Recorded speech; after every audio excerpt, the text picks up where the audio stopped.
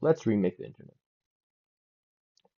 Kermnet is a large-scale peer-to-peer mesh network that works off verifying requests in order to send requests.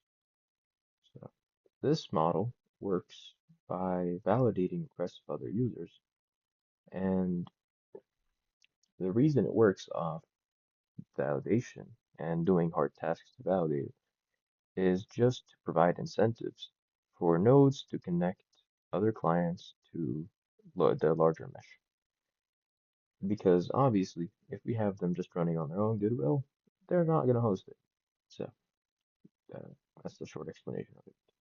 I'd also like to talk about some similar projects like Freenet. Freenet is an alternative network to the internet.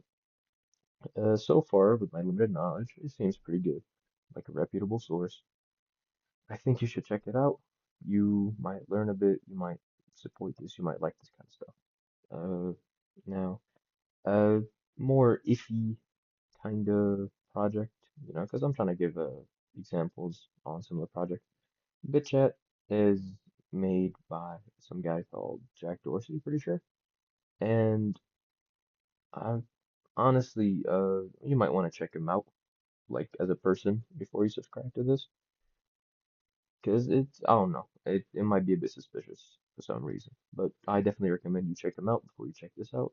But in terms of the actual project itself, seems pretty good, seems reliable, and although it's got some kinks, for example, it utilizing Bluetooth instead of just Wi-Fi, is a pretty big issue because Bluetooth can't reach high data rates and Bluetooth can't reach like that far distances.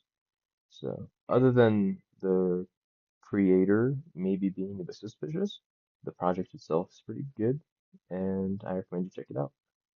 Now, we've got a bad example of what an alternative network is, and that's BetaNet. So, BetaNet is essentially some scam some guy made, which just stole around, I think, 46K of people's money. And it was just over a donation to the project, and then he just put none of the money into the project or giving the devs that tried to code it up. And yeah, we obviously, digital age, we gotta be aware of these kind of scams. It's pretty important, and it's pretty sad this guy preyed upon, people needing an alternative internet, which are usually people that are censored. So yeah, careful out there. Now on the project itself of Kermnet, we gotta ask, why replace the internet? So ISPs hold a pretty large amount of power over citizens that connect to the internet by it. And they abuse that by charging some pretty high rates compared to how much it costs them to connect the user. Another issue is uh, central servers exist in countries, and governments can impose whatever regulations they want on those countries, and also whatever kind of censorship they want. And this doesn't just go for the government, but corporations, and it's pretty important that we limit censorship because we want freedom of speech. So, what is Kermnet exactly? Well, Kermnet is a framework to replace layer 2 to 4 OSI of the internet. And it essentially is just a large mesh network that uses hard tasks, which is just verifying other requests to create basic rules and incentives. And every client holds ledgers. This more goes into like slightly more technical stuff, and so does this here. But it just talks about communications and the, I guess, currency system for the request. Now, pretty important, addressing crypto concerns. So, multiple aspects of Kermnet, all right, have been made specifically so it's not a cryptocurrency, all right? So it's not treated like one, so it's not traded like one or invested like one. First, extremely inflationary. You would not buy this because its price will go down. It is guaranteed to go down, and it being uncapped also adds to that. All right, this is also pretty useful for making sure no government or corporation ever buys it up in any way, which is also mentioned here. And of course, I'm always open to feedback. If you ever want to tell me about some kind of exploit, issue, suggestion, it would be greatly appreciated and hopefully added into Kermit. Some important notes here. Here's just a diagram showing the host talking to the client and client talking to the host over some nodes. So obviously, it benefits decentralized. Client is anonymous to host. You can only, at best, get a general direction of where the host is, and that is only if the host provides it. If it is not provided, you would have to manually find them via hash sets and hash tables.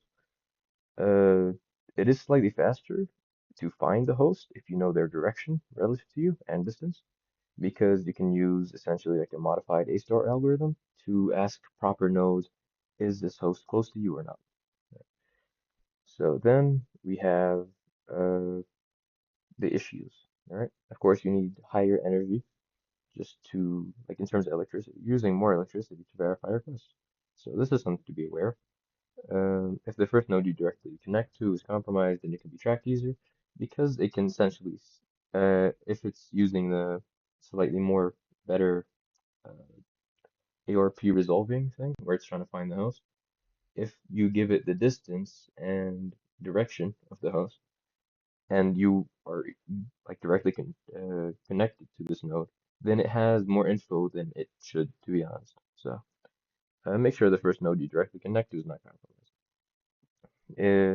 Now, to end this video, I'd like to talk about my expertise and why I can't do this alone. So my expertise is in radio microcontrollers, not networking or cryptography. This is not something I'm particularly good at. I am learning, and I've learned quite a bit since I started, and I'm definitely like putting in the work to learn more and develop Kermnet even more. And second, I don't have the resources to do this alone. In terms of node deployment, in terms of adoptance, outreach, I really can't reach like that many people to get people interested in this or to help me out in terms of coding. And that's about it. This is the old video, and the one you're watching right now is the remastered version, so I could kind of illustrate it better, talk about it better, and yeah, that's about all.